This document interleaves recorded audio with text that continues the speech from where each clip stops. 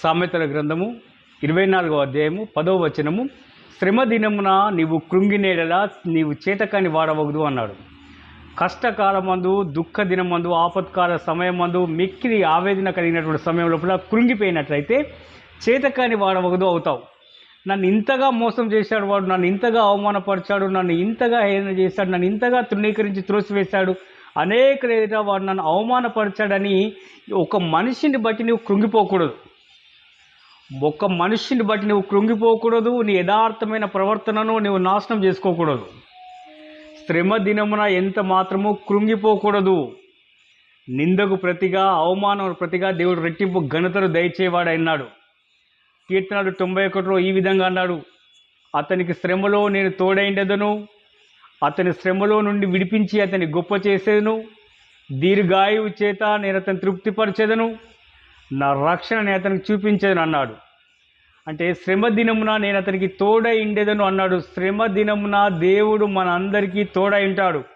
ఎవడో దుష్టుడు, అబద్ధికుడు, తోడేలు స్వభావం కలిగి పైన గొర్రె చర్మాన్ని కప్పుకున్నటువంటి దౌర్భాగ్యమైనటువంటి బుద్ధి కలిగిన వాడు, వాని అవసరం తీరేంత మట్టుకు, వాని పనులన్నీ అయిపోయేంత మట్టుకు వాడు గొర్రెలాగా నటించుకుంటూ గొర్రె చర్మాన్ని కప్పుకొని మిక్కిలి ప్రేమ ఒలకపోస్తూ వాని పనులన్నీ అయిపోయిన తర్వాత మిక్కిలి ఆవేదనలోకి నెట్టివేస్తూ, మిక్కిలి సమస్యలోకి నెట్టివేసి, మిక్కిలి శ్రమలోకి నెట్టివేసి, కోలుకోలేనటువంటి దెబ్బ కొట్టిన తర్వాత శ్రమ కలిగినప్పుడు కృంగిపోకూడదు.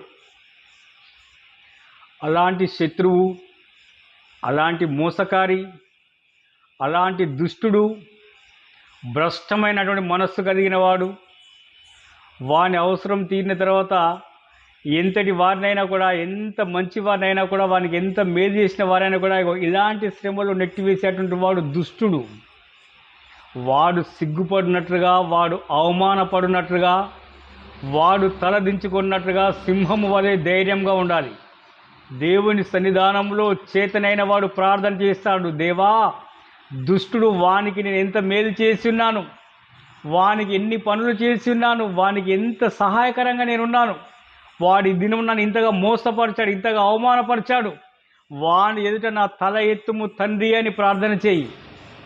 చేతకాని వాడు మాత్రమే కృంగిపోతాడు. చేతనైన ప్రతి వాడు శత్రువు ఎదుట నా తల ఎత్తుము తండ్రి అని అడుగుతాడు. శత్రువు సిగ్గుపడినట్లు శుభకరమైన ఆనవాళ్ళు నాకు కనపరచుము అంటాడు. శత్రువు సిగ్గుపడినట్లు శుభకరమైన ఆనవాళ్ళు నాకు కనపరచుము అని ప్రార్థిస్తాడు. ప్రియమైనటువంటి దేవుని బిడ్డలారా, మీరు కూడా మిమ్మల్ని ఎవడు మీతో పనంతా అయిపోయిన తర్వాత మిమ్మల్ని అవసరానికి వాడుకొని మీతోని పనులన్నీ చేయించుకొని ఇవాళ మీరు అన్ని పనులు అయిపోయిన తర్వాత వాడు ఇవాళ మిమ్మల్ని అవమానపరిచినప్పటికీ, మిమ్మల్ని మోసపరిచినప్పటికీ, మిమ్మల్ని పడవేసినప్పటికీ, మిమ్మల్ని తృణీకరించినప్పటికీ బాధపడకండి, కృంగిపోకండి. సైన్యములకు అధిపత్యకు జీవము గల దేవుని సన్నిధానంలో మోకరించి, తండ్రి నేను యథార్థవంతుడున యథార్థవంతురాలనై నీ సన్నిధానం చేసిన ప్రతి పనిని జ్ఞాపకం చేసుకొనుము. దుష్టుడు, దరిద్రుడు, పనికి మాలిన వాడు చేసిన పనిని ఒక్కసారి జ్ఞాపకం చేసుకొనండి. మమ్మల్ని ఇంత ఆవేదనలో నెట్టివేశాడు, ఇంత శ్రమలో నెట్టివేశాడు, ఇంత కృంగదీశాడు, ఇంత అవమానపరిచాడు, వాడు సిగ్గుపడినట్లుగా మాకు శుభకరమైన ఆనవాళ్ళు కనపరచుము అని ప్రార్థించండి. ఇది దేవునికి కావాల్సినది, హితమైనటువంటిది. ఇది శ్రమ దినమున ఎప్పుడూ కృంగిపోకూడదు. శ్రమ దినమున కృంగిపోతే నీవు చేతకాని వాడవు. శ్రమ దినమున దేవునికి ప్రార్థించు. అతనికి శ్రమలో నేను తోడైనాడు. శ్రమలో దేవుడు నీకు తోడై ఉంటాడు, నిన్ను హెచ్చిస్తాడు, శత్రువును నీ పాదముల చెంత నిలుపుతాడు.